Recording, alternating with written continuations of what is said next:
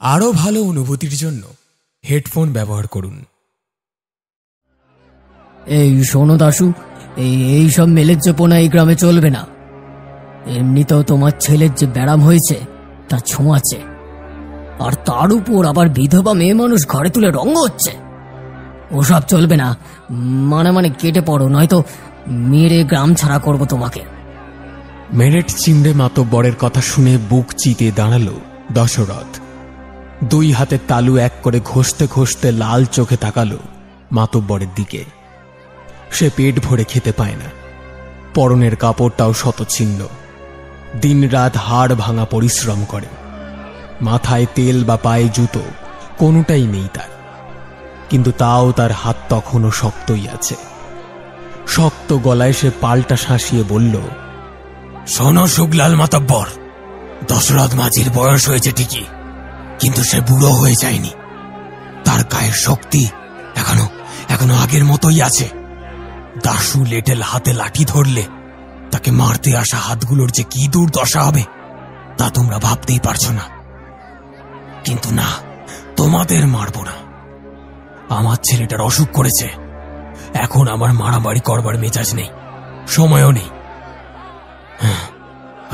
আচ্ছা, আমি এই গা ছেড়ে গেলেই তো হলো, তাই যাব। কিন্তু তোমরা ওই অসহায় বিধবা মেয়েটাকে গা ছাড়া করো না। সে আমার বোনের মতো, তাকে একটু দয়া করো।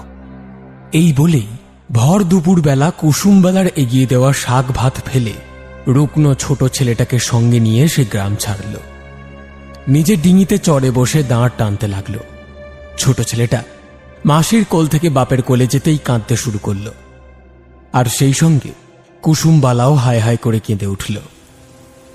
আর ঠিক সেই সময়তেই অঝড় ধারায় বৃষ্টি নেমে এলো। সকাল থেকেই জল হচ্ছে, কিন্তু তখন যেন আরো বেশি ভারী বৃষ্টি হওয়া শুরু হলো। কাছে পিঠে অনেকেই দাঁড়িয়েছিল। তারা দাঁড়িয়ে দাঁড়িয়ে দাশুর চলে যাওয়াটা দেখছিল। এইবার সবাই ফিরে আসছে মাথা বাঁচাতে বাঁচাতে। ঠিক এমন সময় সাংঘাতিক এক শব্দ হলো। মুহূর্তে কালো মেঘের বুক ঝলসে উঠল মৃত্যুরূপে বিদ্যুৎ, আর চোখের পলক পড়তে না পড়তেই কড়কড় করাত শব্দে কান ফাটিয়ে বাজ পড়ল।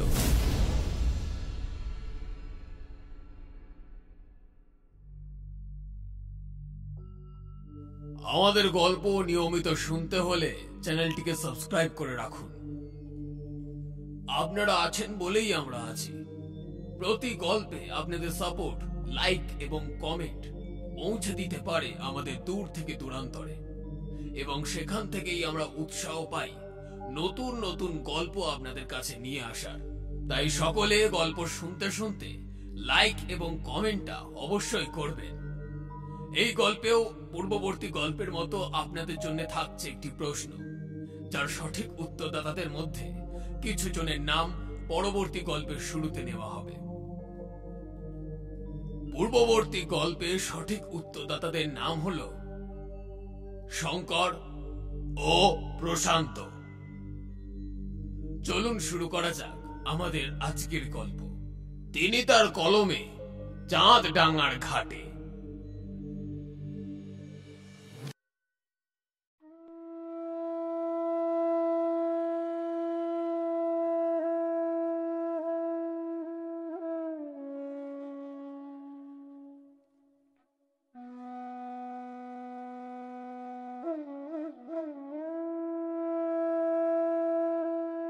চাঁদডাঙ্গা ২৪ পরগনার এক প্রত্যন্ত অজপাড়া অঞ্চলে অবস্থিত এই গ্রাম। যে সময়ের কথা বলা হচ্ছে, তখন এই গ্রামে শহর থেকে যদি কাউকে আসতে হতো তাহলে তাকে এক প্রস্ত ঝক্কি ঝামেলা পুড়িয়ে তবেই আসতে হতো। কার্যত গ্রাম থেকে প্রায় ৩ ক্রোশ পথ দূরে রেল স্টেশন। সেখান থেকে যদিও বা গ্রামের চৌকাঠে এসে পৌঁছানো যায়, কিন্তু চৌকাঠ পেরিয়ে উঠোনে পা দিতে পারা যায় না, কারণ মাঝখানে জেগে আছে একটা নদী। নদীর নাম কাকন। এই নদী ছোট একটা গ্রাম্য নদী হলেও শোনা যায় সুদূর প্রসারী গঙ্গার সঙ্গে এর গোপন যোগাযোগ আছে। যাই হোক, এই নদীর বুকে ভেসে থাকে ছোট ছোট ডিঙি নৌকো। সেই নৌকো চড়ে নদী পার হয়ে তবেই গ্রামে পা রাখতে পারা যায়। সাধারণত এই নদী খুবই শান্ত। বৈশাখ জ্যৈষ্ঠতে তো জল প্রায় থাকে না বললেই চলে। কিন্তু রমেন্দ্র চৌধুরী আজ যখন কাকনের পাড়ে এসে দাঁড়ালো, তখন কাকন ফুঁসছে। ভরা আষাঢ়ের ঘোর বর্ষায় অপর্যাপ্ত জলের প্লাবনে ফুলে পেঁপে উঠছে সে।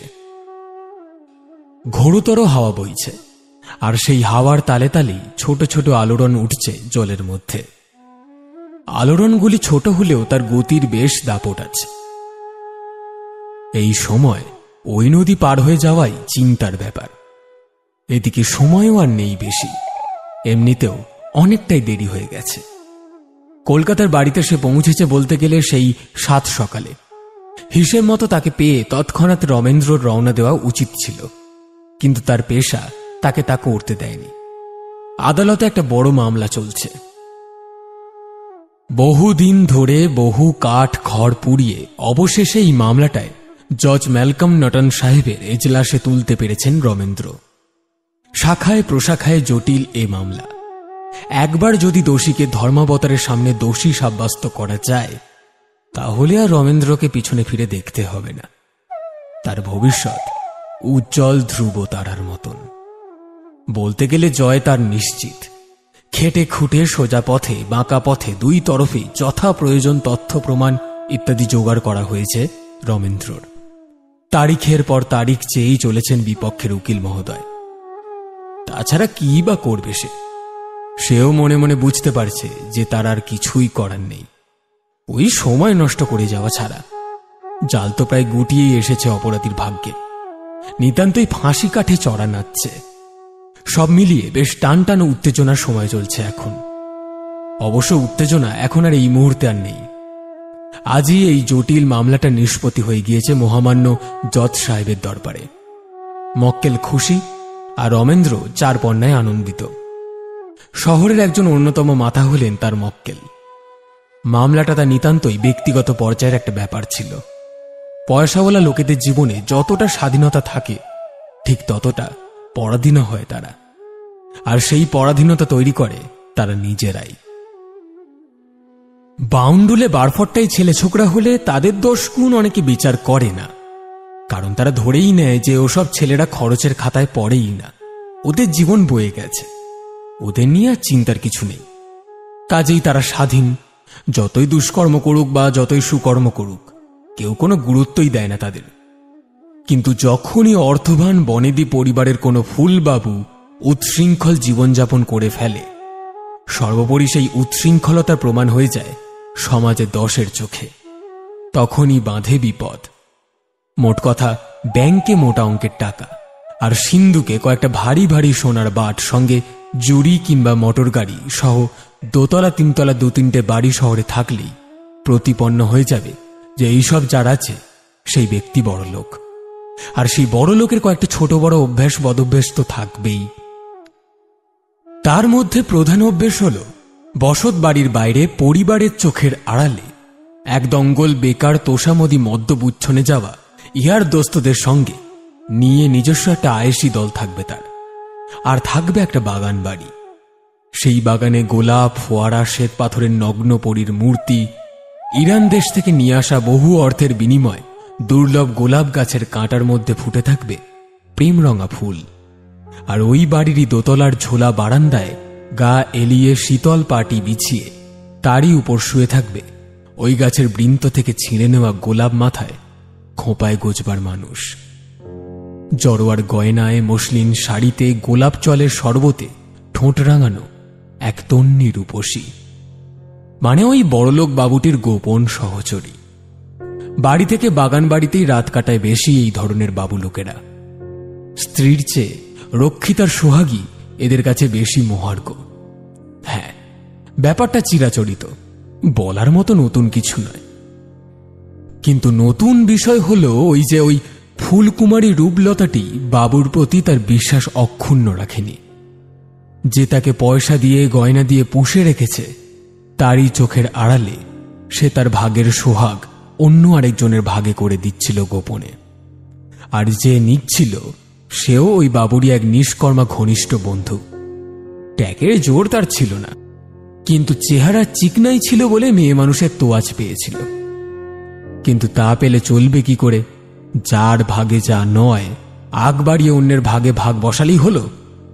একজন বাটপাড়ি করল মাছ থেকে, সেও অবশ্য ওই বন্ধুস্থানীয় লোক। আর একজন অকর্মণ্য, সেই বাবুর কানে তুলে দিল সব। বাবু একদিন হাতে নাতে ধরল দুই কারবারিকে। মেয়ে মানুষটি তো সেদিনই অক্কা পেল। বাবুর হাতে পাঞ্জাই তার জন্য যথেষ্ট ছিল। গলা টিপে বিশ্বাসঘাতিনীটাকে তিনি মেরে বাগানে পুঁতে দিয়ে মালিককে হুকুম দিলেন, বাবু, এই কাল সকালই হাট থেকে গোলাপ গাছের চারা নিয়ে এসে এই জায়গায় সারি সারি বসিয়ে দিবি। যত্ন করবি, দেখবি ফুল ফোটে যেন। খুব তাড়াতাড়ি আমি নতুন নতুন ফুল দেখতে চাই। এ কথা শুনে চমকে ওঠার তো কিছু নেই। মেয়ে মানুষ বস্তুটি তো একসময়, এমনকি এখনো, কারোর কারোর চোখে নিতান্ত পণ্য ছাড়া আর কিছুই ছিল না।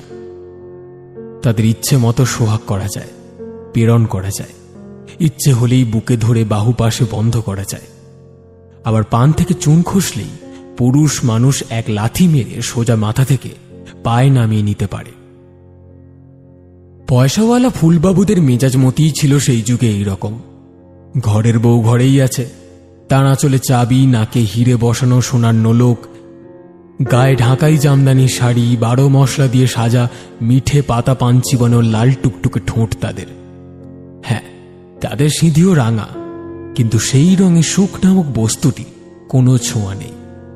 প্রায় সব ঘরের বউদেরই বুকের আঁচলের নিচে যন্ত্রণা চেপে রাখা। দীর্ঘশ্বাস জমে জমে বাষ্প হয়ে গেছে। মেঘ হয় কিন্তু বৃষ্টি ঝরে না। সত্যিই কি বৃষ্টি ঝরে না? ঝরে, ঝরে, বোধহয় ঝরে। 5 জনের চোখের সামনে না হোক, একলা ঝরে। সেগুন কাঠের পালঙ্কটাতে শুয়ে একভাবে জ্বলতে থাকা সাঁচ বাতিটার দিকে চেয়ে কি নিজের বঞ্চনার কথা ভেবে শূন্য ঘরে হাহাকার বুকে নিয়ে স্বামীর জন্য অপেক্ষা করতে থাকা 2 চোখের পাতা কি ভিজে যেত না বেদনায়? যেত, যেত। কোনো মেয়ে কি চায় না যে সে দিনের শেষে নিঝুম রাতে তার স্বামীর বিশ্বাসী বাহুবন্ধে নিরাপদে ঘুমোতে? হঠাৎ বর্ষার রাতে দূর আকাশের মেঘের ভয়ঙ্কর গর্জন শুনে বা অর্থহীন দুঃস্বপ্ন দেখে ভয়ে জেগে উঠে পাশে ঘুমন্ত একজন মানুষ যার উপর নির্ভর করা যায়। সব বিপদে যে তার কাছে একটি নিরাপদ শক্ত খুঁটি, যে তার স্বামী। তার বুকে মুখ গুজে সাহস ফিরে পেতে তো চাইতেই পারে একটা মেয়ে। বিয়ের পর স্ত্রী থেকে একটা সন্তানের মা হয়ে উঠতেও চাইতেই পারে একটা মেয়ে। বাগবাজারের ঘোষাল বাড়ির বড় বউ কনকমালা এমনই চেয়েছিল। আসলে 5 জনের গুরুগঞ্জনা তো তাকে শুনতেই হতো। মহিলা মহলের কানাকানি তো তার কানেও আসত। তাদের মতো হতভাগিনী কনকমালাদের কানে বিধিয়ে বিধিয়ে তীক্ষ্ণ কথার বাণগুলো শুনিয়ে আনন্দ পায় প্রৌঢ়া বৃদ্ধা গিন্নি বান্নিরা। সময় চলে যাওয়ার পর সবাই ভুলে যায় নিজের অভিজ্ঞতার কথা। একদিন তো তারাও কেঁদেছিল, কিন্তু সে কথা তাদের মনে নেই। এখন শুধু দিনরাত আর কি হবে? বয়স হলে বংশ তো এবার নিবংশ হয়ে যাবে। এমন নিষ্কর্মা বউ ঘরে থাকলে কি আর পুরুষ মানুষের মন টেকে ঘরে? কেমন বউ বাবু তুমি, যে নিজের স্বামীকেও বেঁধে রাখতে পারো না? পারেনে, পারেনে, আসলে চেষ্টাই করেনে, বুঝলে? সোনা শাড়ি বিদেশি এসেন্স নিয়েই পড়ে আছে। স্বামী থাকলো কি গেল অত চিন্তা করার সময় কোথায় তাদের? আজকালকার বউগুলোই হয়েছে এমন ধারা। শ্বশুর ঘরে স্বামী ছাড়া আর সবকিছুতেই মন আছে, শুধু নিজের মানুষটাকে ধরে রাখতে শিখলো নে। তাহা নিজের জন্য না হোক, বুড়ো শ্বশুর শাশুড়ির কথা ভেবেও তো মানুষ একটু সংসারের হালটা ধরার চেষ্টা করে। কত বড় বাড়ি, ব্যবসা, কত সম্পত্তি, তা কে ভোগ করবে শুনি? একটা ছেলে পিলে না হলে কি আর ঘোষাল কর্তা বা ঘোষাল গিন্নির আত্মার শান্তি হয়। তাই এইসব কথা তুমি আমি বলে কি করব বলো? আমাদের কথা তো আর কেউ কানে নেবে নে। যাকে যাকে যা, চলো চলো চলো, মেলার সময় নষ্ট করে লাভ নেই। বলি আশেপাশের বড় বড় বাড়িগুলোর পরহিত ঋষি গিন্নির দল ঘোষাল বাড়ির নাট মন্দিরের চাতাল ছেড়ে সান্ধ্যকালীন বৈঠক সমাধা করে যে যার বাড়ি ফিরে যান। ভিতর বাড়ির ভারী পর্দার আড়াল থেকে কনকমালার কানে আসে এসব কথা। তাছাড়া ছিচি করে তো এইসব কথা ঝি চাকরেরা সদাই বলা বলি করছে। শাশুড়ি ঠাকুরানও অনেকবার বৌমাকে আড়ালে ডেকে এমন কিছু উপদেশ দিয়েছেন যা শুনে কনকমালার ফর্সা কপাল লাল হয়ে যায়। কেমন করে সে করবে স্বামী সেবা, কি করে হয়ে উঠবে নিপুণা ঘরণী? শ্বশুরের বংশকে উপযুক্ত বংশধর সেও তো এনে দিতে চায়, কিন্তু তার একার চাওয়াতেই তো আর বিষয়টা পরিণত হয় না। ঘোষাল গিন্নি মানে ওই বাবুটির গর্ভধারিণী সুমিত্রা দেবীও লজ্জায় মরে যান। তাও লাজ লজ্জার মাথা খেয়ে হাঁটুর বয়সী মেয়েটাকে কত কি তিনি শিখিয়েছেন। ওইসব মেয়েলি ছলচাতুরি আর কি।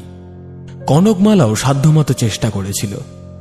গৌরচাঁদ ঘোষাল মানে ওই বাগবাজারের ফুলবাবু যাকে নিয়ে এত কাণ্ড, সেই বাবু জুড়ি গাড়ি চড়ে ভোরবেলা বাড়ি ফিরে বংশ উদ্ধার করে দিতেন। সারাটা দিনই তার প্রায় ঘুমিয়েই কেটে যেত। দুপুরবেলা কোনো মতে উঠে স্নান সেরে বাবার সঙ্গে এক আসনে বসে বিস্তার গুরুগম্ভীর জ্ঞান সহযোগে গুরু পাকা ভোজন সেরে আমসত্ত্বে চাটনি মাখা আঙুল চাটতে চাটতে খাবার ঘর থেকে বেরিয়ে আবারও শোবার ঘরে এসে ঢুকতেন। মাসোহারার অতিরিক্ত টাকা চাইতে যাওয়া ছাড়া তিনি বাড়িতে যতক্ষণ থাকতেন তার মধ্যে স্নান ঘর, খাবার ঘর, শোয়ার ঘর বাদ দিয়ে আর অন্যান্য কোনো ঘরে তেমন একটা যেতেন না। অন্যান্য ঘরের তালিকায় রয়েছে মাত্র দুটো ঘর। একটা তার বাবা শ্রী শ্রী নিতাই চাঁদ ঘোষালের ঘর, আর দুই তার মা সুমিত্রা দেবীর রাধা মাধবের ঘর।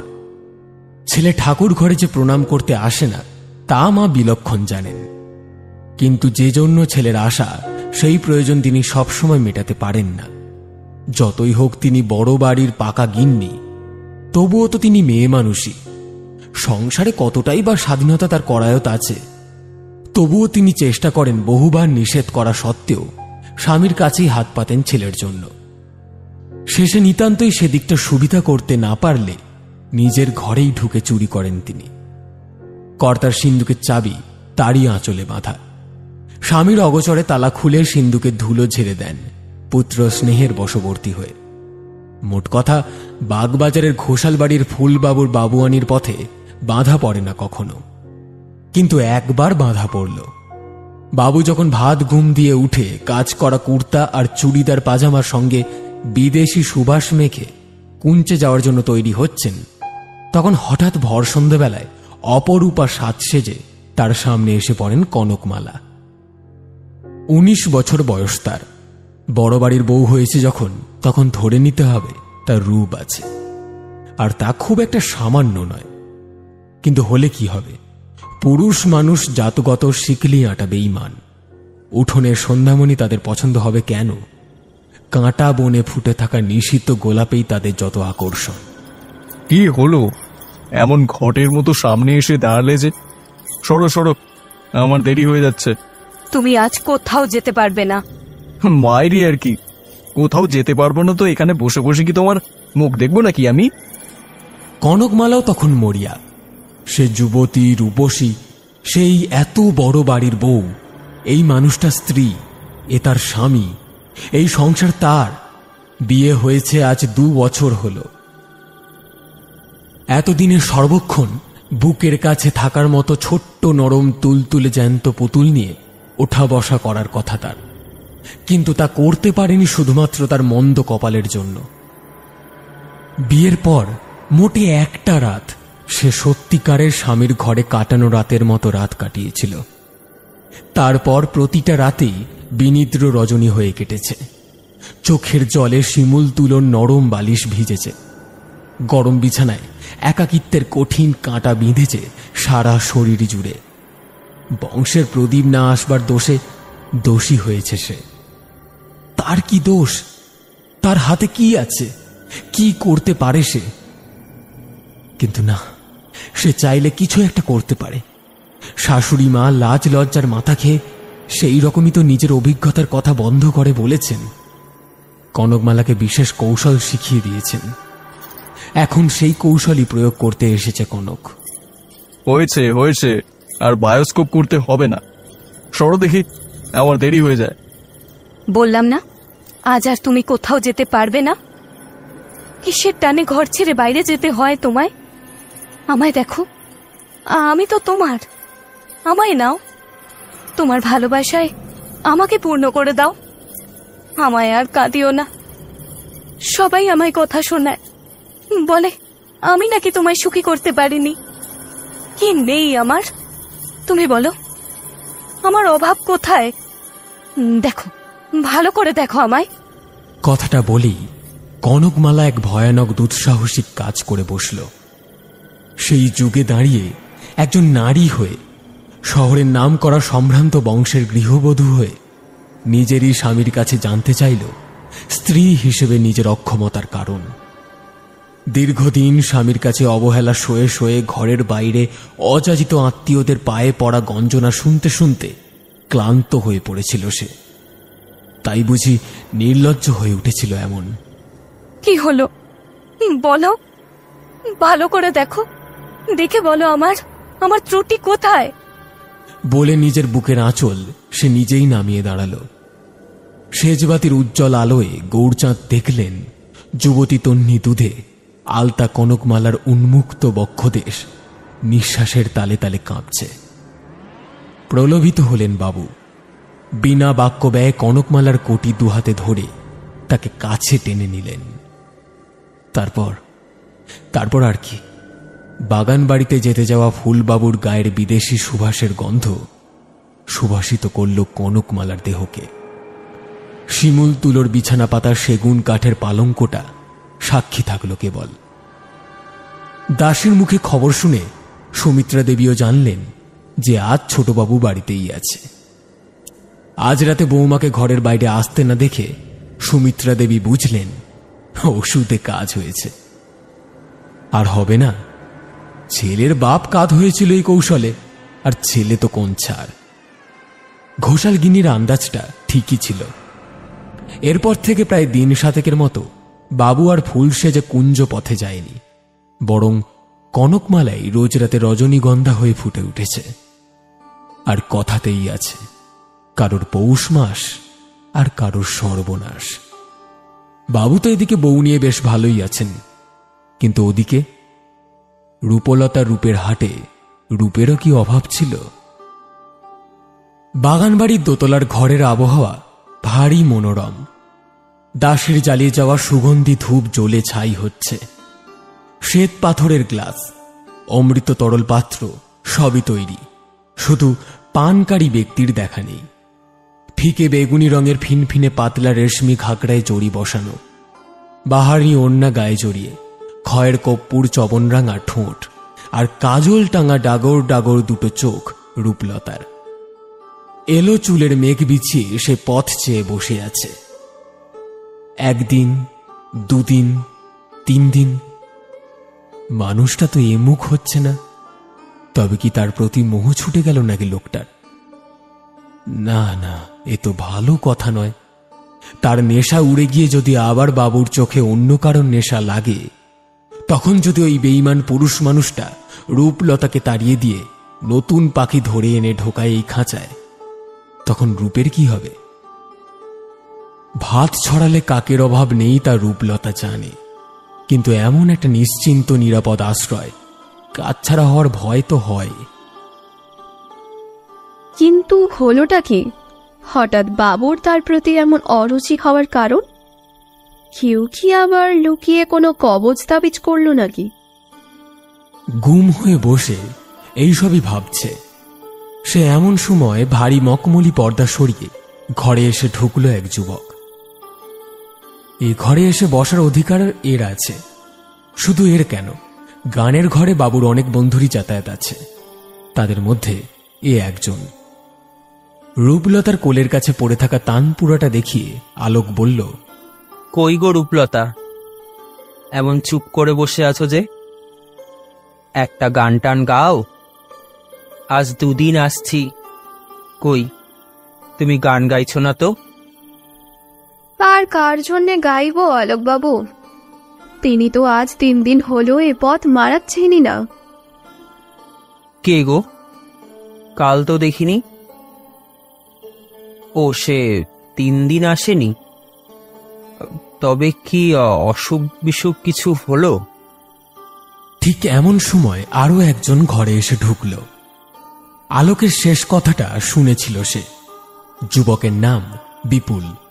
হাসি মুখে একটা তাকিয়া টেনে বসতে বসতে বলল, আরে ষাট অসুখ করবে কেন গো? সে বহাল তবিয়তেই আছে, স্ত্রীর সেবা নিচ্ছে বুঝলে। বাধ্য স্বামীটি হয়ে গিয়েছে গো আমাদের গৌর, যাকে বলে একেবারে বউয়ের আঁচল ধরা। আমি আজকে গিয়েছিলাম তো তার সঙ্গে দেখা করতে। কথাটা যদিও মিথ্যে।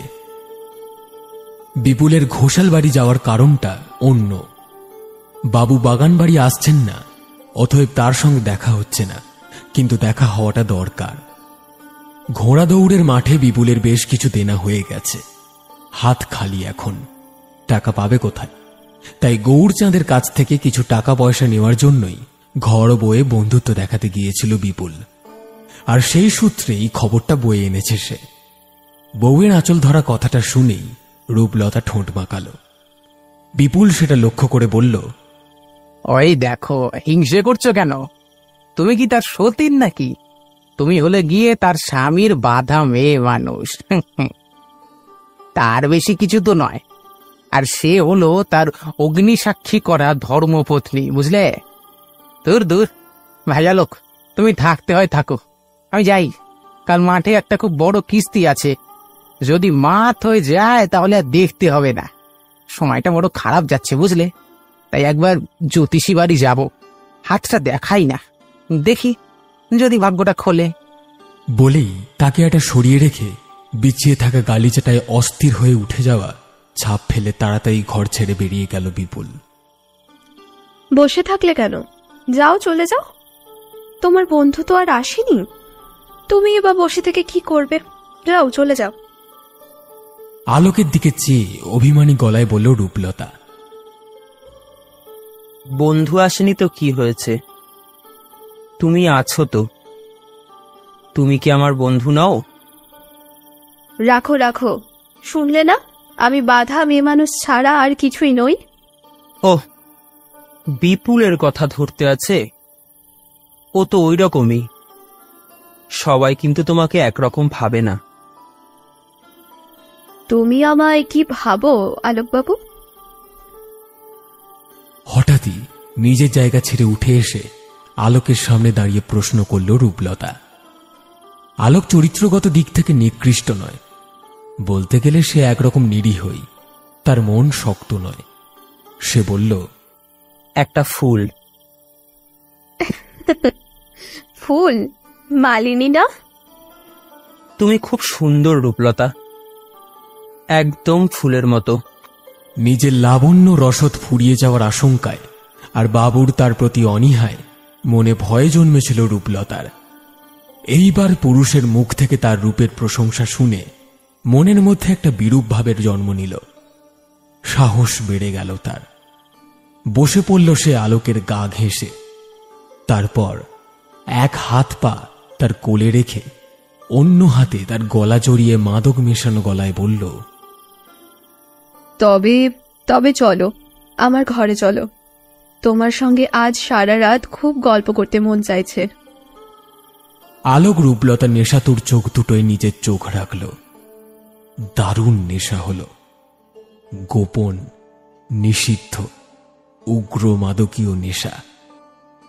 কখন যে তারা পায়ে পায়ে গানের ঘর ছেড়ে সুসজ্জিত শোবার ঘরে এসে ঢুকল তা তাদের কারোরই মনে নেই।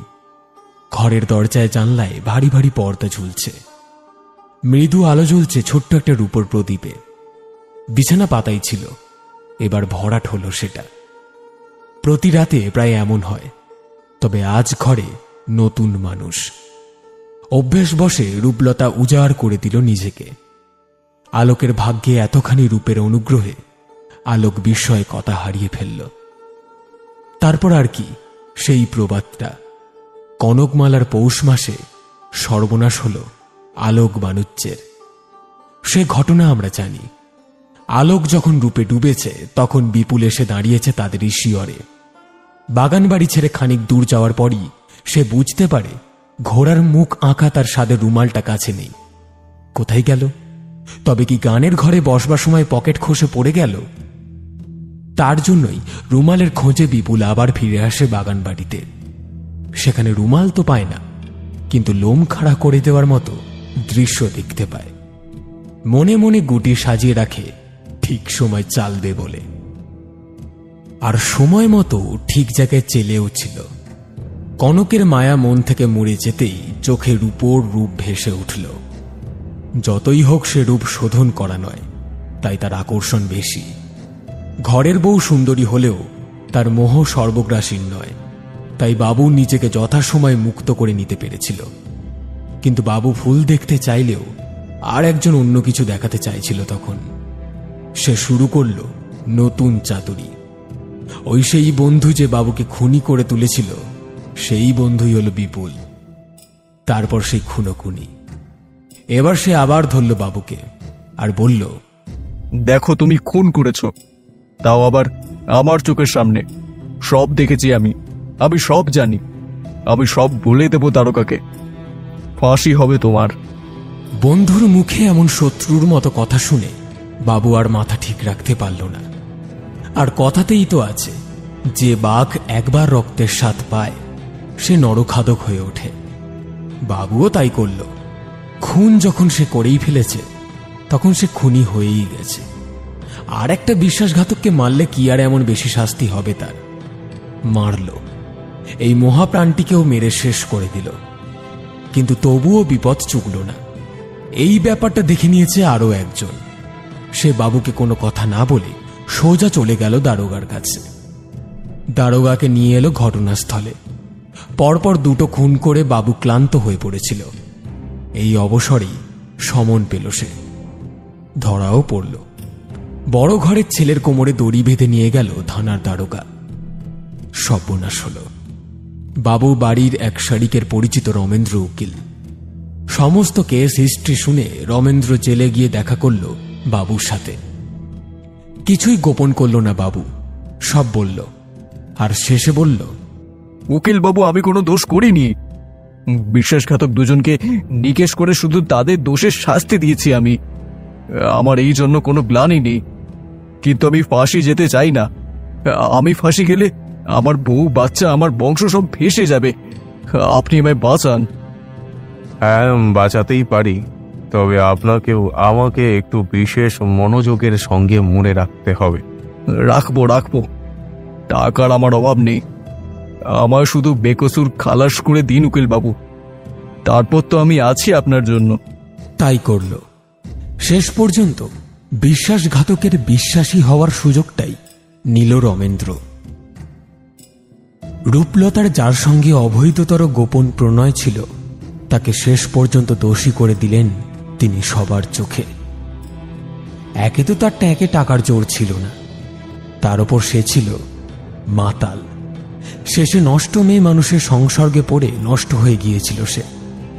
তারপর যা হয় তাই, পাওনা দেনায় গোলমাল হতেই মেরে ফেলেছে মেয়েটাকে। তাকে হয়তো বাধা দিতে এসেছিল কেউ, তাই মেরে ফেলেছে তাকেও। এর সাক্ষী আছে ওই বাগান বাড়ির মালি। আরো বন্ধুদের মধ্যে অনেকেই আছে। শেষমেশ বড়লোক বাবুর অর্থ অনুকূলে পয়সায় বেচে দেওয়া মনুষ্যত্বহীন মানুষগুলোর বিবেক বোধে, সর্বোপরি রমেন্দ্র চৌধুরী নামক আইন কুলে খাওয়া মহারথী আইনজীবীর মস্তিষ্ক কৌশল প্রয়োগে কথা বলবার পরিপাট্যে মহামান্য ধর্মাবতারের চোখে প্রমাণ হয়ে গেল নির্দোষ মাতাল খুনে বুদ্ধিহীন বাবুর অবিশ্বাসী প্রেম কাঙাল নিরীহ বন্ধুর অপরাধ। হ্যাঁ, ফাঁসি হল তার। এতজন প্রত্যক্ষদর্শী বলছে যখন তিনি খুন করেছেন, তখন আর ফাঁসি না হয়ে যায় কোথায়? এছাড়াও আরো যা সমস্ত প্রমাণাদি জোগাড় এবং লোপাট করার প্রয়োজন ছিল, তা তো সবই করে নিয়েছে রমেন্দ্র। এর মধ্যে অনেক প্রমাণই গীতা ছুঁয়ে মিথ্যে কথা বলার মতো মিথ্যে। তাতে কি, সত্যি মিথ্যে সবই তো মানুষের বিচারে। আর এই সমস্ত বিচার ব্যবস্থার কেন্দ্রমূলে যে শক্তি বসে সমস্তটা চালনা করছেন তারই নাম আইন। আর এই সমস্ত আইন নিয়ে যাদের ওঠা বসা, তারা চাইলেই আইনটাকে বেআইনি আর বেআইনটাকে আইন করে তুলতেই পারে নিজের স্বার্থে। রমেন্দ্র ৩৫ বছরের যুবক, জমিদারের ছেলে হলেও সে ত্যায্য পুত্র। তার অপরাধ এই যে সে পড়াশোনা শিখেও ধ্যারে গোবিন্দপুর গ্রামের ৫ পুরুষে জমিদারির জমিদার হয়ে কাছারিতে বসতে চায়নি। সে আধুনিক যুগে পড়াশোনা শিখে নিজের পায়ে দাঁড়াতে চেয়েছে নিজের মতো। এটাই তার দোষ। সম্পূর্ণ নিজের ইচ্ছে এবং উদ্যোগে আইন পাশ করেছে সে। জীবনে অনেক বড় হতে পারবে এমনই বিশ্বাস তার নিজের প্রতি নিজের আছে। তাহলে কেন এত বড় সম্ভাবনাটা এই অচপাড়াগায় বসে নষ্ট করবে সে? এই ভেবেই গ্রামের পাঠ চুকিয়ে বাবার ছত্র ছায়া এড়িয়ে বৃদ্ধ জমিদার জয়ন্ত চৌধুরীর ভৎসনা আর অভিসম্পাত মাথায় নিয়ে গ্রাম ছেড়ে শহরে চলে গিয়েছিল রমেন্দ্র। তা আজ থেকে প্রায় বছর ৩ আগে হবে। তখন সে নিতান্তই আনকড়া উকিল ছিল। আদালত চত্বরে সততাকে পুঁজি করে চেষ্টা করেছিল সত্যি সত্যি গীতা ছুঁয়ে সত্যি কথা বলবার, কিন্তু পেরে উঠল না শেষ পর্যন্ত। শহরে সত্যি বলে কিছু নেই, যেটাই চকচক করছে সেটাই সোনা।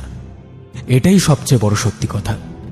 তুমি যদি এই সত্যি মানতে পারো তাহলেই তুমি উন্নতি করবে জীবনে, আর যদি না পারো তাহলে তোমার দিকে ফিরেও দেখবে না কেউ। বছর ১.৫ এইভাবে সত্যি মিথ্যের দোলায় দুলতে দুলতে কেটে গেছে রমেন্দ্রর জীবন। কিন্তু শেষ পর্যন্ত শক্ত খুঁটি আঁকড়ে ধরেছে সে। হ্যাঁ, সে স্বীকার করে খুঁটিটা শক্ত হলেও তার নিজের মাটিটা সত্যি নয়, মিথ্যে, কিন্তু মজবুত। ধাপে ধাপে মাত্র ১ বছরের মধ্যেই নিজের চত্বরে পা ঘষে ঘষে ঘোড়া মামলা ভিখারি উকিল থেকে বিশেষ একজন বড় উকিল করেছে নিজেকে। অপরাধ যতই জটিল হোক, একটু একটু করে সব জট ছাড়িয়ে সমাধান করবেই রমেন্দ্র উকিল। অবশ্য সৎ পথে নয়, অসৎ পথে। এ কথা সে যেমন জানে, ঠিক তেমনি অসৎ পথের পথিকেরাও তার বাক্য মেনে চলে। যাই হোক, সেই বড়লোক বাবুর রক্ষিতা খুন আর বন্ধু খুন মামলারই শেষ দিন ছিল আজ। আজই জজ সাহেব রায় দিলেন। ফাঁসি হয়ে গেল মাতাল লোকটার। তারপর দু তরফের সমালোচনা ১০০-র মধ্যে ৮০ লোক বললেন, সত্যি রমেন উকিলের হাত জোস আছে বলতেই সত্যি।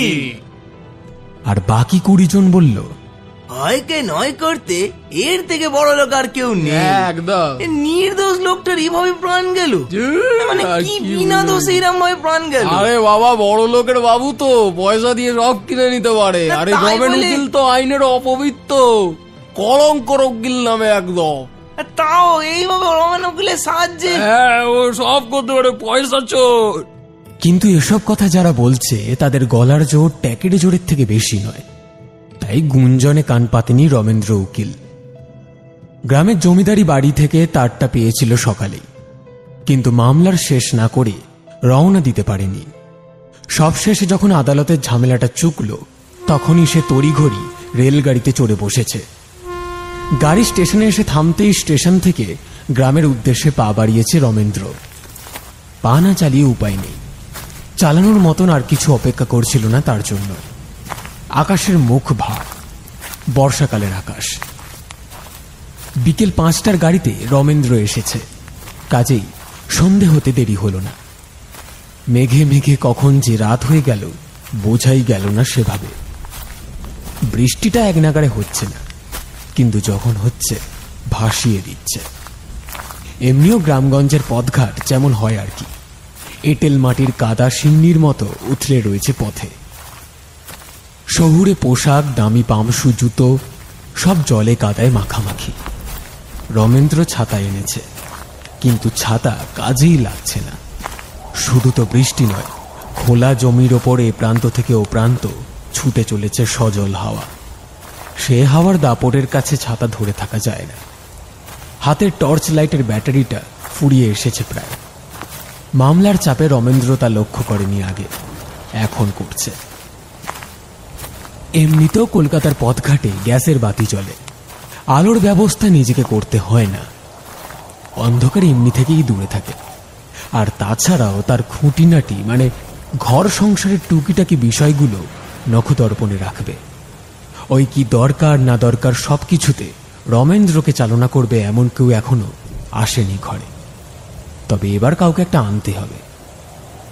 আদালতের মামলা লড়া চারটিখানি কথা নয়, বিস্তর মাথার কাজ। ঘরে বাইরে সব জায়গাতেই দারুণ পরিশ্রম করতে হয়। তার উপর দিনের শেষে ঘরে ফিরে হাত পুড়ি আর খেতে ইচ্ছে হয় না। সেই জন্যই প্রায়শই হোটেল থেকে খাবার কিনে এনে খেতে হয়। বাইরের তেল মশলা দেওয়া খাওয়া দাওয়ায় একটানা খেয়ে খেয়ে পেটটা যেতে বসেছে। তাই এমন একজন কাউকে চাই যে খিদের সময় মুখের সামনে এক থালা ভাত আর মাছের ঝোলও ধরবে, আবার জ্বর জ্বালার সময় রাত জেগে বসে মাথায় জলপট্টি দেবে, মানে একটু ওই সেবা যত্ন করবে তাকে। বউ হয়ে আসবে কেউ রমেন্দ্রর। একতলা ছোট বাড়িটায় মাত্র 1 বছরের পসারেই গঙ্গার ধারে জমি কিনে ছোট একতলা বাড়িও তৈরি করে নিয়েছে। ঠিকই একটা চাকর রেখেছে, কিন্তু সেই বেটার সব কাজ পারলেও রান্নাটা একদমই পারে না। তাই রমেন্দ্র কোনো এক কন্যাদায়গ্রস্ত পিতার কাছে দায় মোচন করবে। এবার বিয়ে করবে সে, হাতটা একটু খালি হলেই ব্যবস্থা করবে। আর এরই মধ্যেই তার পাঠানো হয়েছে চাঁদডাঙ্গা গ্রামের জমিদার বাড়ি থেকে। বৃদ্ধ জমিদার জয়ন্ত চৌধুরী মরণাপন্ন। 3 বছর আগে নিজের মতের বিরুদ্ধে যাওয়ার জন্য যে ছেলেকে সবার সামনে অপমান করে ত্যায্য পুত্র করে বাড়ি থেকে তাড়িয়ে দিয়েছিলেন, সেই জয়ন্ত চৌধুরী মৃত্যুশয্যায়। ছেলের হাতে শেষবারের মতো জল খেতে চান, তাই নায়েবকে দিয়ে তার পাঠিয়েছেন। চাঁদডাঙ্গা গ্রামের সাথে কোনো সম্পর্ক না রাখলেও নায়েব শতদল মিশ্রের সঙ্গে নিয়মিত যোগাযোগ ছিল রমেন্দ্রর। নায়েব মশাই যোগাযোগটা রেখেছেন নিজের থেকে। কথাটা জানতে পেরেই বাবার প্রতি সমস্ত অভিমান গোলে জল হয়ে গেছে রমেন্দ্রর। সব ভুলে ছুটে এসেছে গ্রামে। কিন্তু বাবার কাছে পৌঁছয় কি করে? গ্রামের শিয়রে প্রহরিত মতে জেগে রয়েছে কাকন নদী। বাইরে থেকে কাউকে আসতে হলে তাকে ডিঙিয়ে আসতে হয়, আর এখন সেই ডিঙামার ডিঙিটাই অনুপস্থিত। অনেকক্ষণ থেকে একটানা বৃষ্টি হয়ে চলেছে।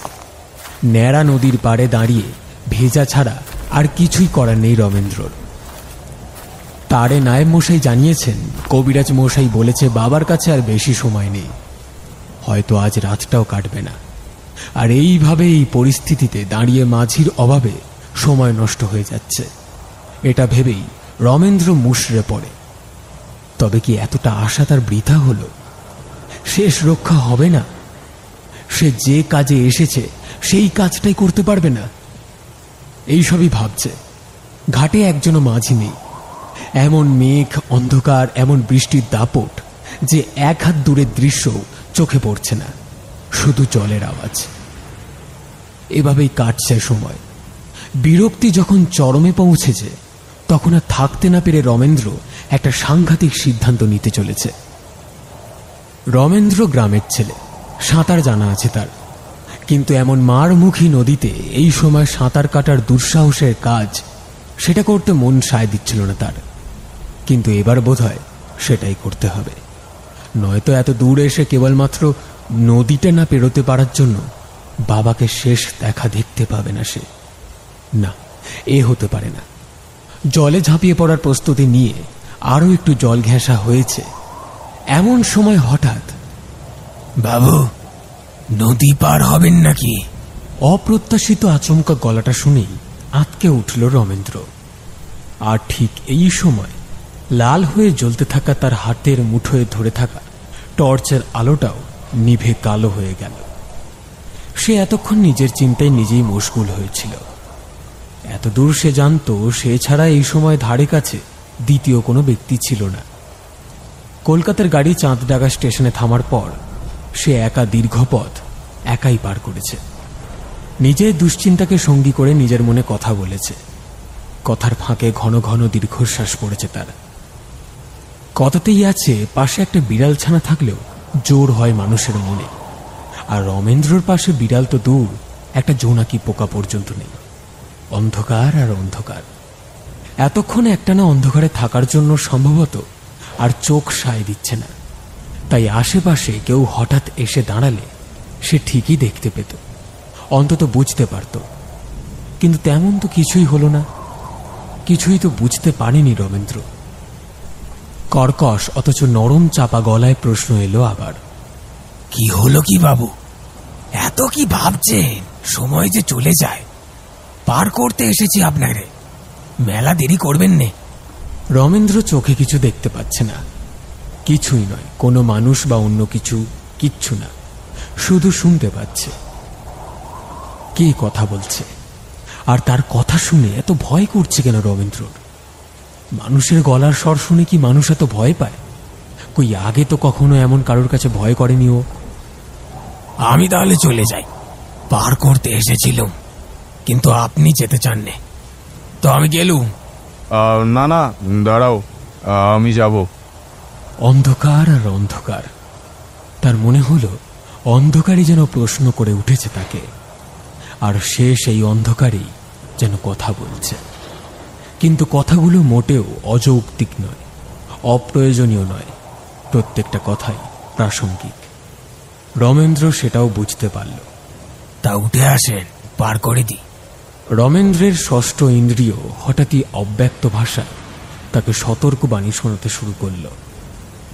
না, যেও না, যেও না ওর সঙ্গে, ও যে আর তোমার মতো নেই।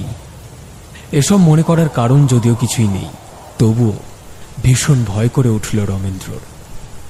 কি যেন একটা ঘটছে বা ঘটবে, অথবা ঘটে গেছে কিছুটা আগেই, ইঙ্গিত পাচ্ছে রমেন্দ্রর মন, কিন্তু বুঝতে পারছে না রমেন্দ্র। কি হলো, গাং পার হবেন নাকি বাবু? কিছু কইছেন না যে নদী পার হবেন নে? হ্যাঁ হ্যাঁ। চমকে অন্ধকারের প্রশ্নে জবাব দিয়ে উঠল রমেন্দ্র। কইছে নদী পার হবেন নে বাবু? হ্যাঁ, হব হব হব। তয় উঠে আসেন ডিঙিতে। কেমন করে উঠবে রমেন্দ্র? সে তো কিছুই দেখতে পাচ্ছে না। ইতস্তত করছে দেখে অন্ধকারের ভিতর থেকে আবার কথা এলো। ভাবছেন কেমন করে উঠবেন? কোনো ভাবনা নেই গো। ধরেন, আমার হাতকারা ধরে উঠে আসেন। কই হাতকারা দেন। রমেন্দ্র তখন আর কিছু বলার বা বোঝার অবস্থাতেই ছিল না। আচমকা নিজের ডান হাতটা সামনের দিকে বাড়িয়ে দিল, আর দিতেই বরফের মতো ঠান্ডা আরেকটা হাত এগিয়ে এসে তার কবজির কাছটা চেপে ধরল। দারুণ বৃষ্টিতে ভিজে সজল হাওয়ায় কেঁপে কেঁপে তার সারাটা শরীর ঠান্ডা হয়ে গেছে ততক্ষণে। কিন্তু তবুও এই স্পর্শের শীতলতাটা সে মর্যাদা অনুভব করল। কিন্তু তারপর আর কিছুই নয়। এক মুহূর্ত পর রমেন্দ্র বুঝতে পারল যে সে আর দাঁড়িয়ে নেই নদীর পাড়ে। সে এখন বসে আছে অসীম জলের বুকে ভাসমান একটা ডিঙি নৌকোর ছইয়ের মধ্যে। ভয়ের মাত্রাটা অস্বাভাবিক তকমার কাঁটা ছুঁল। কি অপার্থিব ভয় করছে তার। এ ভয় কি পৃথিবীর, নাকি পৃথিবীর বাইরে অন্য কোনো লোকের আতঙ্কের নাম? কোথায় ভেসে যাচ্ছে সে? কে নিয়ে যাচ্ছে তাকে? এ কেমন পারাবার? নৌকোয় কোনো আলো নেই। অনুভবে বুঝল তার সামনেই একজন বসে আছে, কিন্তু সেও অন্ত গোপন করে রেখেছে নিকষ কালো অন্ধকারে। ভয়ে বুকের মধ্যেটা ছ্যাঁত ছ্যাঁত করে উঠছে বারবার। অন্ধকারেই সেই জল কেটে নাওটাকে টেনে নিয়ে যাচ্ছে, সম্ভবত নদীর অপর পাড়ের দিকে। রমেন্দ্র অন্ধকারে গভীর জলের বুকে নিঃশব্দে ভেসে চলেছে। হঠাৎ থেমে গেল ডিঙিটা। লন কর্তা নামি পড়েন, আপনার ঘাট আসি গেছে বলে আগের বারের মতো এবারেও ঠান্ডা হাতে রমেন্দ্রকে সাহায্য করল। সাহায্য পেয়ে রমেন্দ্র ডিঙি থেকে নেমে পড়ল নদীর নরম পাড়ে। তারপর অন্ধকারে আবার কথা বলল। যান, আর দেরি করবেন নে, ওইদিকে যে শ্বাস উঠে গেল। এই শব্দটায় হুঁশ ফিরল রমেন্দ্রর। এতক্ষণ সে যেন একটা ঘোরের মধ্যে ছিল। আসলে অনেকক্ষণ নৌকোর মধ্যে অপেক্ষা করতে করতে একটানা বৃষ্টিতে ভিজে তার পোশাক আর ছাতার মতোই মগজটাও ঠান্ডা হয়ে গেছিল। এইবার সমস্যার সমাধান হওয়ার পরই সে আবার স্বাভাবিক সঙ্গীত ফিরে পেয়ে বলল, তোমাকে অনেক ধন্যবাদ ভাই। আবার তুমি বুঝি এই নদীতেই খেয়া পাও? আজ্ঞে। বেশ বেশ, ভাগ্যিস তুমি আজকে ঠিক সময়ে এসেছিলে, না হলে কপালে যে কি ছিল জানি না। অনেকক্ষণ থেকে আমি একটা নৌকার জন্য অপেক্ষা করছি, কতক্ষণ তাও বলতে পারবো না, সময়ের কোনো হিসেবই নেই। বলতে পারো এখন কত রাত? ওসব জেনে আপনার কাজ নেই, আপনার হাতে সময় বড় কম। যে কাজে আসিছেন সে কাজে যান, নয়তো দেরি হয়ে যাবে। রমেন্দ্রর ভারী অবাক লাগলো, লোকটা বড্ড বেশি রহস্য করে কথা বলছে। আর তার চেয়েও বড় কথা, গলাটা বড্ড চেনা চেনা লাগছে, যেন এককালে যেন এই গলা সে বহুবার শুনেছে, কিন্তু এখন একটানা অনেকদিন না শোনার দূরত্বে ঝাপসা হয়ে গেছে স্বরটা। আপনি আর দাঁড়িয়ে থাকবেন নে, সত্যিই বড় দেরি করে ফেলছেন। রমেন্দ্র কথা বলল, বেশ বেশ, আমি যাই তবে। তার আগে তোমায় কত দিতে হবে, মানে তোমার মজুরিটা? শুনেই লোকটা গলার মধ্যে একটা অদ্ভুত বিদ্রুপ ফুটিয়ে তুলে একটু হাসল। হ্যাঁ গো, টাকাই। তুমি আমাকে নাও পেয়ে নদী পার করে দিলে, তার মজুরি। ওই সব আমার চাইনে, টাকার যখন দরকার ছিল তখন আমায় কেউ দেয়নি। আজ আরও টাকা নিয়ে কি করব আমি? কোনো দরকার নেই, যান যান, আপনি যান। যাচ্ছি যাচ্ছি রে বাপ, কাঁদিস নে, অমন করে কাঁদিস নে। আর কিসের কষ্ট তোর? এবার তো খালি শান্তি, বাপ বেটা দুটোতে কত ভালো থাকবো। রমেন্দ্রের কানে মুহূর্তে একটা শিশুর কান্না বেজে উঠল, আর সেই কান্নাতেই কথা দিয়ে মুখর হয়েছে অন্ধকারের কণ্ঠটা। রমেন্দ্র কিছু বুঝল না। ও কে কাঁদছে? আমার বেটা। আপনি এবার যান তো। সে কি, যাবো কেন? দাঁড়াও, টাকাটা। দরকার নাই। তুমি অন্তত তোমার ছেলের জন্য দুটো মিঠাই কিনে নিয়ে যাবে, এই জন্য না হয় টাকাটা নাও। বললুম না আমার ঘরে মিঠাই খাওয়ার মতো আর কেউ নাই। আচ্ছা বেশ, তোমায় নিতে হবে না টাকা, কিন্তু তোমার নামটা তো অন্তত বলো। রমেন্দ্র অস্থির হয়ে বলে উঠল। এই প্রশ্নটা করবার কারণ এই যে রমেন্দ্র ভাবল, এই কাকন নদীতেই নৌকা চালায় যখন, তখন মাঝি নিশ্চয়ই গাঁয়েরই কেউ হবে, কাজেই সে তাদেরই প্রজা। তার নামটা জেনে নিল, পরে নায়েব মশাই বা আর কাউকে দিয়ে তার ঘরে তার মজুরিটা পাঠিয়ে দেওয়া হবে। কই বলো, কি নাম তোমার? স্বরটা ক্রমশ অস্পষ্ট হয়ে যেতে যেতে সজল হাওয়া আর স্রোতম্বিনী নদীর জলোচ্ছ্বাস ছাপিয়ে বলে গেল, দশরথ মাঝি। আমার নাম দশরথ। শোনো, তুমি কি চলে গেলে? দশরথ, দশরথ শুনছো? কোনো উত্তর এলো না অন্ধকার থেকে। অন্ধকারই পাক খেতে খেতে আবারও তারই কানে প্রতিধ্বনি হয়ে এলো তার কথাটা। ব্যাপার স্যাপার ভারী অদ্ভুত, কিন্তু রমেন্দ্র আর দেরি করল না। ওই লোকটাই একটু আগে বলেছিল না, দেরি করা ভুল হচ্ছে। শ্বাস উঠে গেছে কারোর। কার কথা বলল? তার বাবার নয় তো? অবচেতন মন হঠাৎ বলে উঠল, হ্যাঁ হ্যাঁ, তার বাবারই হবে, আর দেরি করা ঠিক নয়। রমেন্দ্র চলতে শুরু করল। আশ্চর্যের বিষয় এই যে ততক্ষণে বৃষ্টিটা একটু ধরেছে, আর পুঞ্জীভূত মেঘ সরিয়ে দূর আকাশে শুক্লা সপ্তমীর চাঁদ উকি মারছে। তারই আলোয় জল কাঁদা ভেঙে হাঁটতে হাঁটতে একসময় বিরাট জমিদার বাড়ির বিশাল ফটকে এসে পৌঁছল রমেন্দ্র। আর ঠিক তখনই জমিদার বাড়ির বিশাল ঘরটাতে ঢং ঢং করে 10টা বাজল। বড় বড় হ্যাচাক জ্বলছে ফটকে। অন্ধকার এখানে ততটা গভীর নয় যতটা গভীর ছিল রমেন্দ্রর ফেলে আসা পিছনের পথে। ছোট কর্তাকে দেখেই বাড়ির পুরনো দারোয়ান রামাধীন সেন হাউমাউ করে কেঁদে ফেলল। বাবু, আপনি আসিছেন, এমন করে কি গুস্তা হয়ে আপনার ঘর আপনার মানুষ চোরকে দূরে থাকতে হয়? রামাধীনের হিন্দি বাংলা মিশিয়ে কথা বলার অভ্যেস বদলানোর নয়, তাই সেটা ঠিক একই রকম রয়েছে। রামাধীন, বাবা এখন কেমন আছে? বাবু বাবু তোমার বাবা আর বেশিক্ষণ থাকবে না। দারোয়ানের পেছন থেকে এগিয়ে এলেন এক শীর্ণ দীর্ঘাঙ্গ বৃদ্ধ ব্যক্তি। ঠাকুর মশাই, আপনি? ভাগ্য ভালো যে তুমি এসে পড়েছো। এসো এসো।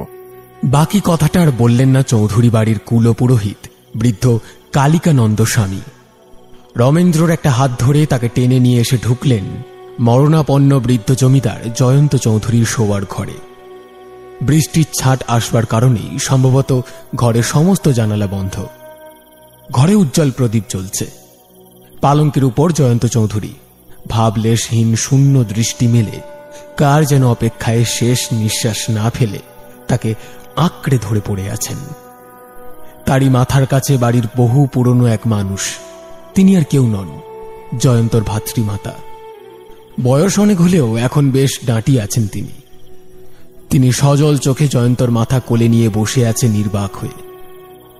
ঘরে আরো অনেক মানুষ রয়েছে, প্রজাদের মধ্যে অনেকে, কয়েকজন মাতব্বর গোছের মানুষ, আর রয়েছেন নায়েব ও কবিরাজ মশাই। কুলপুরোহিত কালিকানন্দ স্বামী রমেন্দ্রকে নিয়ে ঘরে ঢুকতেই সবাই সরে দাঁড়ালো। নায়েব মশাই তাড়াতাড়ি এগিয়ে এলেন। নায়েব কাকা, বাবা এখন কেমন আছেন? সবাই যে একেবারেই নেই। কালিকানন্দ স্বামী দেওয়ালের একটা কুলুঙ্গি থেকেই ছোট মাপের একখানা তামার ঘটি তুলে দিলেন রমেন্দ্রর হাতে। বললেন, আর সবাই নেই বাবা, শিগগিরই বাবার গলায় দুধ আর গঙ্গা জল দিয়ে দাও। রমেন্দ্র বাক্য ব্যয় না করে প্রায় নাভিশ্বাস উঠে যাওয়া তার বাবার মুখে তামার ঘটি থেকে 3 বার জল ঢেলে দিল। আর জল খাওয়া শেষ হতেই জমিদার জয়ন্ত চৌধুরীর মাথাটা ভাতৃমাতার কোলেই একপাশে হেলে পড়ল। ঘরে কান্নার রোল উঠল। তারই মধ্যে হরির ধ্বনি। ভাইমার কান্না শুনে ঘরের বাইরে থাকা দাসীরা বা বাড়ির মধ্যে থাকা প্রজাদের বৌমেয়েরাও হায় হায় করে কেঁদে উঠল সমস্বরে। আর তারই মধ্যে কালিকানন্দ স্বামী উচ্চস্বরে, হরি বল, হরি বল, হরি হরি, সবাই বলো হরি বল, হাঁক দিচ্ছেন। রোগীর নাড়ি ছেড়ে দিয়ে কবিরাজ উঠে দাঁড়ালেন। নায়েব মশাইকে বললেন, আমার আর এখানে কোনো কাজ নেই, এবার তবে আমি আসি। হ্যাঁ আসুন, আপনাকে একটু এগিয়ে দিই। বলে নায়েব মশাই কবিরাজ মশাইকে সঙ্গে নিয়ে ঘরের বাইরে বেরিয়ে এলেন। বন্যার স্রোতের মতো লোক ঢুকছে ঘরে। রমেন্দ্র একপাশে সরে গেল। অনেক দিনের অনেক কথা আর অনেক ছবি মনে পড়ছে তার। যতই হোক, দূরে থাকলেও তবুও তার বাবা ছিলেন। আর আজ এই মুহূর্তে এখন তার আর নিজের বলতে কেউ নেই এই বিশাল জগতে। এই কথাটা ভেবেই তারও চোখে জল এলো। তার কাছে সরে এলেন কালিকানন্দ স্বামী। কেঁদো না বাবা, দেখো তুমি দুঃখ করো না। তোমার বাবার দেহান্ত হলেও তিনি তো আর তোমায় ছেড়ে যাননি। আজ ওরা আগে ওরা, যতই তোমরা দূরে থাকো না কেন, বাপ ছেলের কি আর ছাড়াছাড়ি হয়? মান অভিমান সবই ওপরের, ভেতরের টানটা ঠিকই থাকে। কিন্তু ঠাকুর মশাই, আমি তো বাবার প্রতি কোনো কর্তব্যই করতে পারলাম না। ছেলে হিসেবে কিছুই তো করা হলো না আমার বাবার জন্য। কে বলেছ তুমি করনি? রমেন্দ্রর মাথায় হাত রেখে বললেন কালিকানন্দ। অন্তিম সময়ে বাবার মুখে শেষ জল দিতে পেরেছ। একজন বাবা তার ছেলের কাছে এইটুকুই তো চায়, মরবার আগে ছেলের হাতে একটু জল, আর মরবার পরে চিতায় উঠলে ছেলের হাতেরই একটু আগুন চায় মুখে। তাই এই চাওয়া তো তুমি তার পূর্ণ করতে পেরেছ বাবা। এই তো তোমার বড় কৃতিত্ব। না না না ঠাকুর মশাই, এই কৃতিত্ব আমার নয়। আমি আজ ঠিক সময় আসতেই পারতাম না যদি না হঠাৎ ওই মাঝি এসে পড়ত। আমি তো ঠাই নদীর পাড়ে দাঁড়িয়ে একখানা নৌকার জন্য অপেক্ষা করছি, কিন্তু কিছুতেই নৌকার দেখা পাচ্ছি না। হাল ছেড়েই দিয়েছি প্রায়। এমন সময় হঠাৎ সে এলো। বলতে পারেন ভগবানের মতো। আর যদি একটু দেরি করতো সে আসতে, তবে আমার বাবার মুখে শেষ জল দেওয়া হতো না। তাই সব কৃতিত্ব তার। হ্যাঁ, খুব সত্যি কথা। এমন দুর্যোগের রাতে কেই বা থাকবে নদীর পাড়ে? তারপর জমিদার মশাইয়ের এমন এখন তখন অবস্থা যে সবাই কাজ কারবার ছেড়ে দিয়েছে একেবারে, কারোরই মন মেজাজ ভালো নেই। তার ওপর আবার দুপুর বেলায় এমন একখানা অপঘাত কাণ্ডটা, এই জন্যই পদঘাট শূন্য হয়ে আছে। এমন সময় তুমি যে মাঝি দেখা পেয়েছ সেটা অনেক বড় কথা। কিন্তু ঠাকুর মশাই, সে মাঝি আমাকে ঋণী করে রেখেছে। অনেক বলেছি, কিন্তু কিছুতেই মজুরি নেননি। সে তো আমার বড় উপকার করল, তাকে তো আমারও কিছু দিতে ইচ্ছে করে। হ্যাঁ, সে তো ঠিক কথাই। তা দাও না বাবা, মাঝির নাম জিজ্ঞেস করোনি? হ্যাঁ, করেছি। তবে তো বেশ। সে নিশ্চয়ই এই গ্রামের মানুষই। আমি নিজে লোক দিয়ে তার ঘরে মজুরি পাঠিয়ে দিচ্ছি। চাও তো আরো কিছু জিনিসপত্র পাঠিয়ে দেব না হয়। গরিব মানুষ সে, যদি খুশি হয় তাহলে জমিদার মশাইয়ের আত্মাও শান্তি পাবে। হ্যাঁ হ্যাঁ ঠাকুর মশাই, তবে আপনি তাই করুন। হ্যাঁ, বেশ তো। তুমি বলো না, সেই মাঝির নামটি কি? তার নাম দশরথ, দশরথ মাঝি। প্রদীপের আলোয় রমেন্দ্র লক্ষ্য করল তার মুখের মাঝির নামটা শুনেই কালিকানন্দের মুখ কেমন যেন পাংশুটে হয়ে গেল। কিছুক্ষণ চুপ করে থেকে তারপর তিনি বললেন, এই নাম বললে? দশরথ? এ তোমাকে নাও বেয়ে নদী পার করে এপারে এনেছে, কিন্তু এ কি করে সম্ভব? তুমি ঠিক জানো তোমার নাম শুনতে কোনো ভুল হয়নি তো? আপনি কি বলছেন ঠাকুর মশাই? কত কাছ থেকে পরিষ্কার শুনেছি, আমি স্পষ্ট শুনেছি। সে বলেছে তার নাম দশরথ মাঝি। দশরথ মানে দাশু লেঠেল? ঠাকুর মশাইয়ের এই শেষ কথাটা শুনেই মুহূর্তে রমেন্দ্রর মাথার মধ্যে স্মৃতির সুতোয় টান পড়ল। ঠিক এইবার তার মনে পড়েছে দাশু লেঠেল। হ্যাঁ, দাশু লেঠেলই তো। সেই তো ছিল তার দাশুদা। তার চেয়ে বয়সে 10-12 বছরের হবে। শক্ত সামর্থ্য তাকড়াই চেহারার মানুষ ছিল দাশুদা। নিজের ইচ্ছে লাঠি খেলা শিখেছিল সে। তারপর দিনে দিনে ওস্তাদ হয়ে উঠেছিল খেলায়। তারপর এক সময় জমিদার বাড়ির লেঠেল হয়েছিল সে নিজের যোগ্যতায়। অত্যন্ত দুঃসাহসিক লোক ছিল দাশুদা। তার আসল নাম দশরথ মাঝি হলেও সে ছিল ছোট কর্তা রমেন্দ্র চৌধুরীর দাশুদা। সে সময় দাশুদার থেকে অনেক কিছু শিখেছিল রমেন্দ্র। এই যেমন লাঠি ঘোরানো, লক্ষ্য ঠিক রেখে গুলতি ছোড়া, ঘোড়ায় চড়া, এই সব কিছু। কিন্তু দাশুদা সব কাজেই ওস্তাদ ছিল। কিন্তু খুব বেশি দিন সে কোনো কাজেই মন টেকাতে পারত না। রমেন্দ্রর মনে পড়ল আজ থেকে প্রায় বছর 8 আগে দুম করে হঠাৎ একদিন দাশুদা সব ফেলে কোথায় যেন চলে গেল। কাউকে কিছু না বলেই গ্রাম ছেড়ে দিল সে। কেন তা কেউ জানে না। কিন্তু তারপর থেকে তার সঙ্গে গ্রামের সবার একটা দূরত্ব তৈরি হয়েছিল। ওই জন্যই অত কাছ থেকে দাশুদাকে পেয়েও তাকে চিনতে পারেনি রমেন্দ্র। কিন্তু ভীষণভাবে তার মনে হয়েছে, প্রথম থেকেই তার মনে হচ্ছিল অন্ধকারে যার সাথে কথা বলছে তার শব্দ সে আগেও শুনেছে, শুধু ধরতে পারছিল না ঠিক মতো। আসলে আগে শোনা দাশুদার গলার সঙ্গে আজকের শোনা ওই অন্ধকারের কণ্ঠটার অনেক মিল থাকলেও কিছু অমিলও আছে, তাই ধরতে পারেনি সে। ঠাকুর মশাই, দাশুদা আবার ফিরে এসেছে গ্রামে? হ্যাঁ, দশরথ ফিরে এসেছে গ্রামে। এই বছর খানেক আগে তার বাপ ঠাকুরদা নাম করা মাঝি ছিল। দাশুও ফিরে এসে এইবার পৈতৃক পেশাই অবলম্বন করল। বুড়ো বাপ মা মারা গেছে তার। দাশু শহর থেকে বিয়ে করে বউ নিয়ে এসেছে।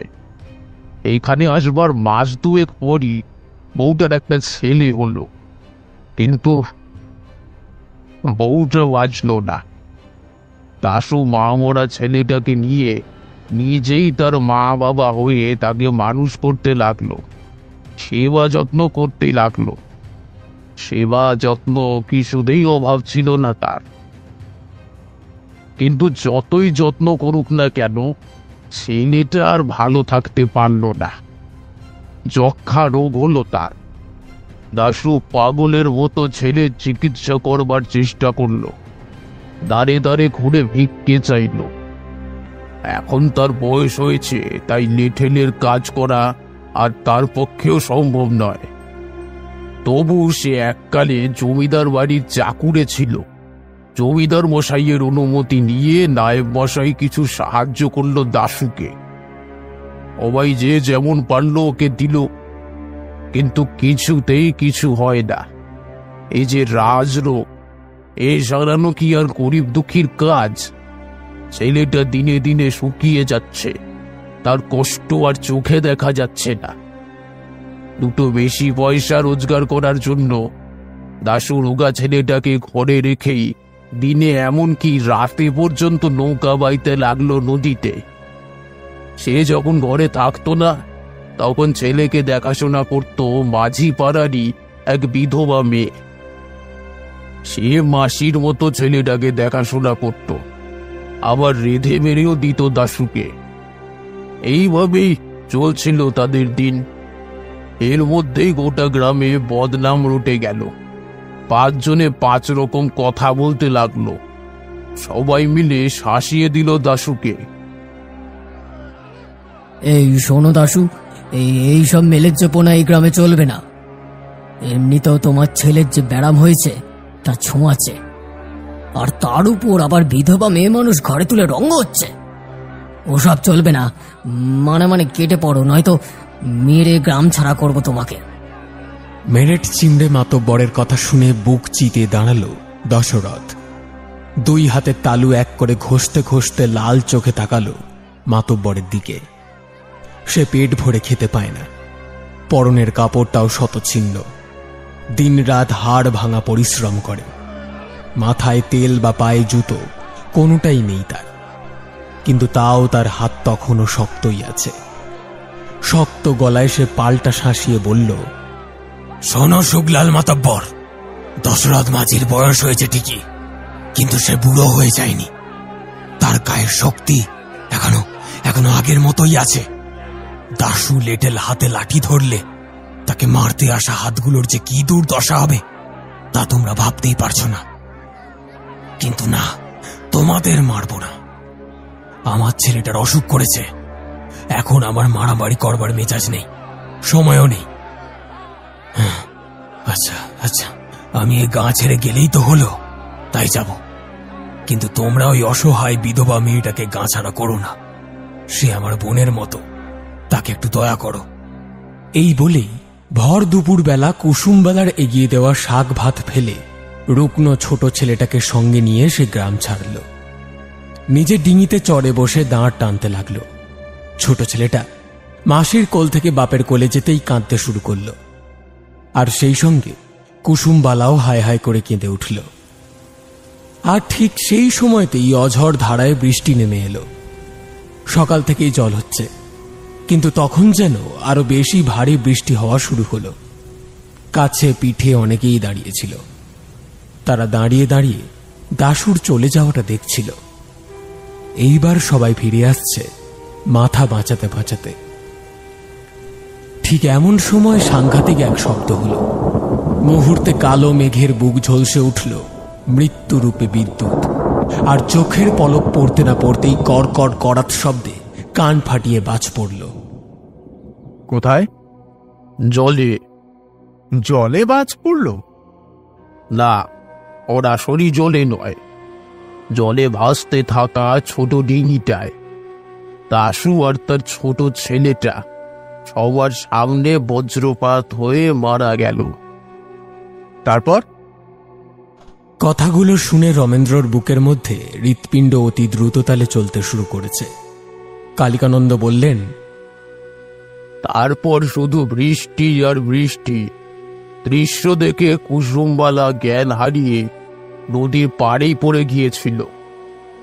বৃষ্টি একটু ধরতে কয়েকজন গিয়ে তাকে সরিয়ে আনলো সেখান থেকে, আর সেই সঙ্গেই জলে নেমে ঝলসানো শরীর দুটো খোঁজবার চেষ্টা করলো কেউ কেউ, কিন্তু পায়নি।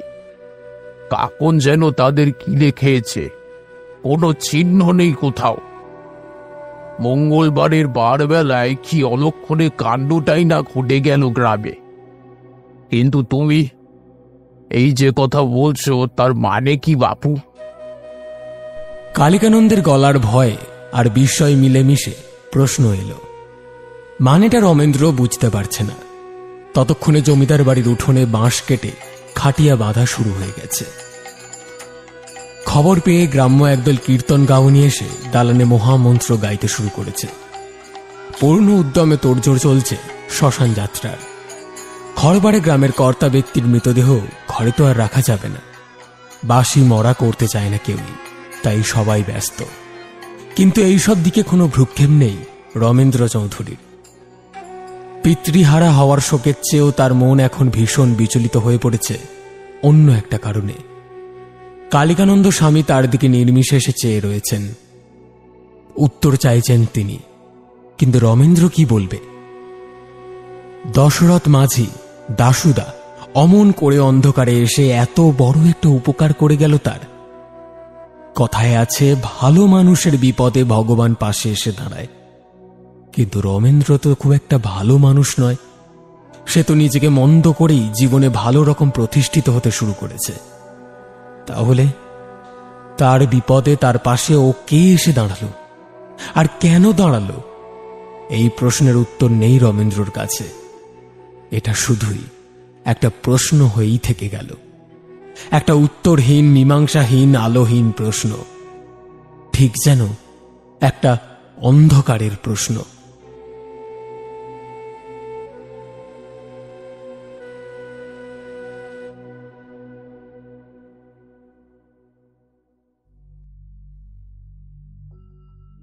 আমাদের আজকের গল্পের প্রশ্ন হল, রমেন্দ্র চৌধুরী কার নৌকো করে গ্রামে ফিরেছিলেন? শুনছিলেন আমাদের আজকের গল্প চাঁদ টাঙ্গার ঘাটে। গল্পকার তিনিটা।